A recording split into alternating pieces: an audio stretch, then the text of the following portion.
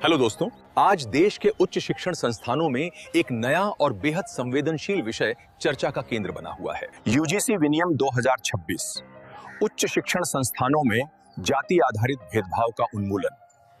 कुछ लोग इसे सामाजिक न्याय की दिशा में बड़ा कदम बता रहे हैं, तो कुछ का कहना है कि यह सामान्य वर्ग के छात्रों के साथ अन्याय है। और इसी बहस के बीच जनरल बनाम ओबीसी का मुद्दा खड़ा हो गया है। लेकिन असली सवाल ये नहीं है कि कौन सा वर्ग सही है और कौन गलत। असली सवाल ये है, क्या शिक्षा का उद्देश्य छात्रों को जाति के आधार पर बांटना है या उन्हें समानता, सम्मान और न्याय सिखाना? इस वीडियो में न कोई भड़काऊ भाषा होगी, न कोई राजनीतिक एजेंडा, सिर्फ तथ्य, यूजीसी के नियम और जमीनी सच्चाई होगी। वीडियो को अंत तक जरूर देखिए, क्योंकि सोशल मीडिया पर जो बात अधूरी दिखाई जा रही है, उसकी पूरी और सच्ची तस्वीर आज इसी वीडियो में सामने आने वाली। चलिए शुरू करते हैं। आज हम विश्वविद्यालय अनुदान आयोग यानी यूजीसी के जिन नए नियमों को देख रहे हैं, उनके बारे में एक बात तो साफ है, ये सलाह और सुझावों के दौर का अंत है। हाँ बिल्कुल, ये एक ऐसे युग की शुरुआत है जहाँ नियमों के साथ साथ सजा भी है। तो आज हम यही समझने की कोशिश करेंगे कि कागज पर लिखे इन सख्त नियमों का मतलब जमीन पर क्या होगा। चलिए इसे खोलकर देखते हैं। इस पूरे बदलाव में जो सबसे बड़ी, सबसे बुनियादी बात है, वो क्या है?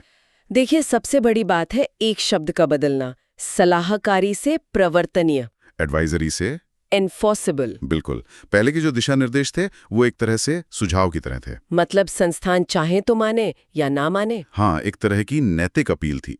लेकिन अब ये एक कानूनी बाध्यता है। अब इन्हें मानना जरूरी है, और अगर कोई नहीं मानता तो सजा भी मिलेगी। जी, पहले की व्यवस्था में यही लीगल टीथ यानी कानूनी शक्ति की कमी थी। ठीक है, तो इन्फोर्सेबल यानी प्रवर्तनीय, इसी शब्द को पकड़कर आगे बढ़ते हैं। इन नियमों का आधिकारिक नाम समता के संवर्धन से संबंधित विनियम 2026 है। मकसद तो साफ है, जाति आधारित भेदभाव को खत्म करना।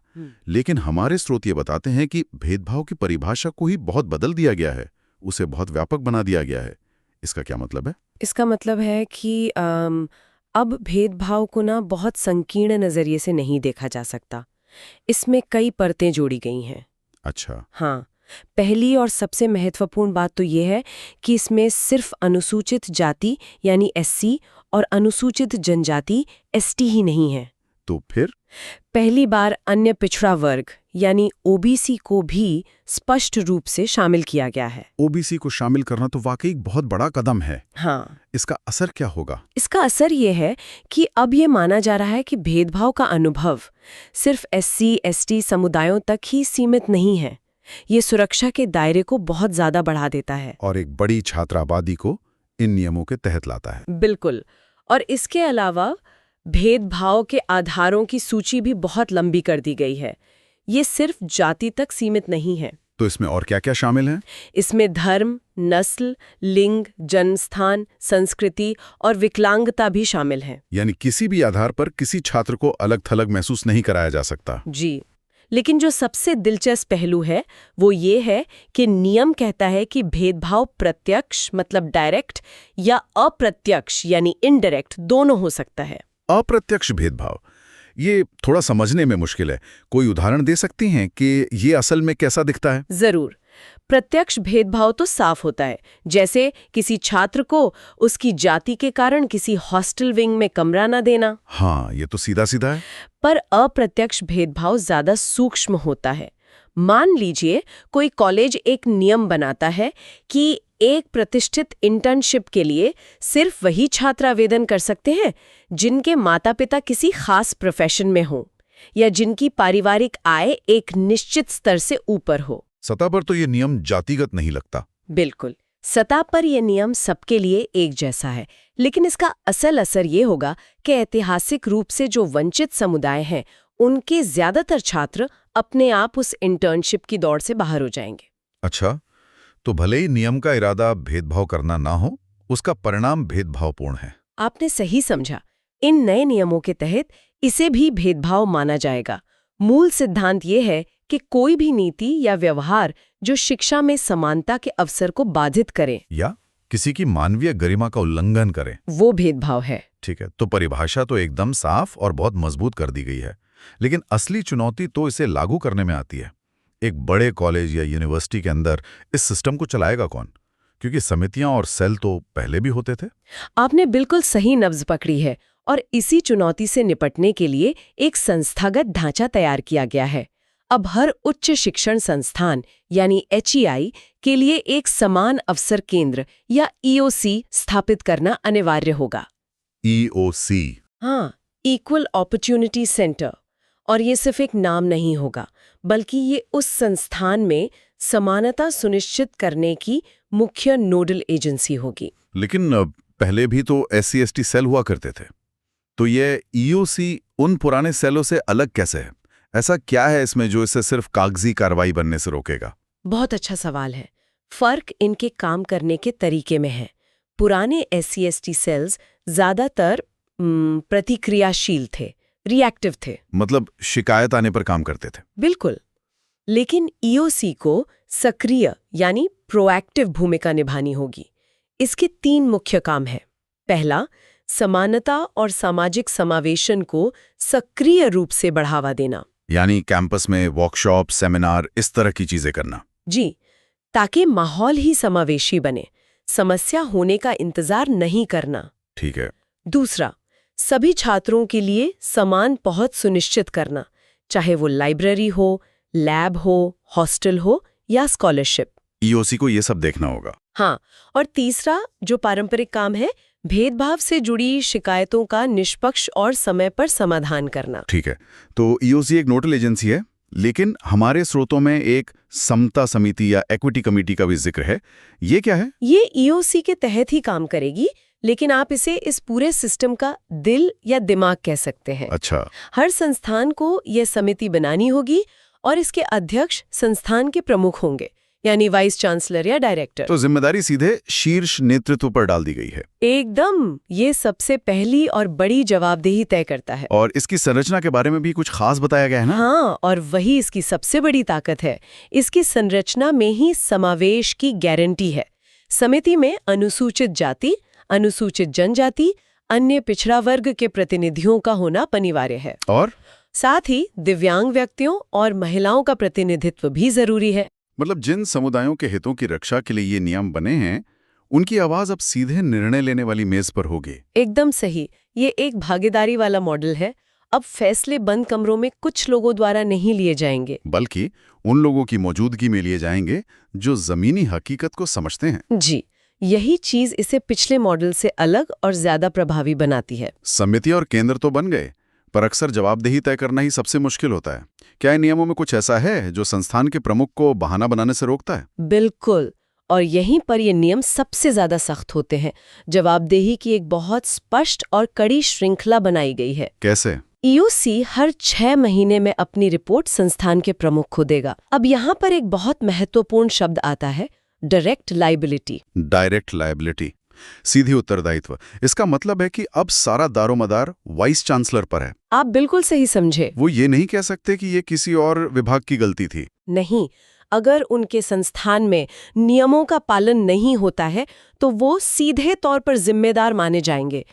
उन्हें UGC को एक विस्तृत वार्षिक रिपोर्ट भेजनी होगी। तो जिम्मेदारी टालने की कोई गुंजाइश नहीं है। कोई गुंजाइश नहीं छोड़ी गई है। और अगर कोई संस्थान इन सब के बावजूद नियमों का पालन नहीं करता है तो क्या सिर्फ एक और नोटिस भेजा जाएगा? नहीं, अब बात नोटिस से बहुत आगे बढ़ गई है। बहुत आगे। अगर कोई संस्थान इन नियमों का पालन करने में नाकाम रहता है तो उसके लिए बहुत कठोर दंड का प्रावधान है। हाँ, और ये दंड सीधे संस्थान के अस्तित्व पर असर डाल सकते हैं। हाँ, स्रोतों में 3 मुख्य दंड बताए गए हैं। क्या है वो? पहला, UGC से मिलने वाले सभी तरह के अनुदान यानी ग्रांट्स और फंड रोके जा सकते हैं। ये तो किसी भी सरकारी संस्थान के लिए बहुत बड़ा वित्तीय झटका होगा। बहुत बड़ा। ये उनके रोजमर्रा के कामकाज को भी प्रभावित कर सकता है। ये तो वाकई बहुत कड़ा है। और बाकी 2 दंड क्या है? दूसरा दंड संस्थान के विस्तार पर चोट करता है। संस्थान को कोई भी नया डिग्री, डिस्टेंस लर्निंग या ऑनलाइन कार्यक्रम शुरू करने की अनुमति नहीं दी जाएगी। मतलब अकादमिक विकास पर सीधी रोक। जी, और तीसरा जो सबसे कठोर कदम है वो है संस्थान की UGC से मान्यता ही समाप्त कर देना। मान्यता समाप्त करना, ये तो किसी शिक्षण संस्थान के लिए एक तरह से अस्तित्व खत्म होने जैसा है। बिल्कुल। इसका मतलब है कि उनकी डिग्री की कोई कीमत नहीं रहेगी। ये एक तरह का न्यूक्लियर ऑप्शन है। और निगरानी का कोई और स्तर भी है? हाँ, एक राष्ट्रीय स्तर की निगरानी समिति भी होगी जिसमें नागरिक समाज, सिविल सोसाइटी के प्रतिनिधि भी शामिल होंगे। तो ये पूरे देश में नियमों के लागू होने पर नजर रखेगी? जी, और साल में कम से कम 2 बार बैठक करेगी। किसी भी यूनिवर्सिटी की मान्यता रद्द कर देना, ये तो बहुत ही कठोर कदम है। जाहिर है, यूजीसी ऐसा तभी करेगा जब समस्या बहुत ज्यादा गंभीर हो। और हमारे स्रोत जो आंकड़े दिखा रहे हैं वे वाकई चौंकाने वाले हैं। हाँ, और ये आंकड़े ही इस सवाल का जवाब देते हैं कि इतने कड़े नियमों की जरूरत आखिर पड़ी क्यों। आईआईटी दिल्ली का 2019 का एक अध्ययन बताता है कि ऐतिहासिक रूप से वंचित जातियों के 75% छात्रों को परिसर में किसी न किसी तरह के भेदभाव का सामना करना पड़ता है। 75%। इस आंकड़े पर एक पल रुकने की जरूरत है। ये तो कोई छोटा मोटा हिस्सा नहीं है। ये इन समुदायों के लगभग हर छात्र की कहानी है। बिल्कुल, ये दिखाता है कि समस्या कितनी गहरी और व्यापक है। ये सिर्फ कुछ बुरे लोगों या कुछ घटनाओं की बात नहीं है।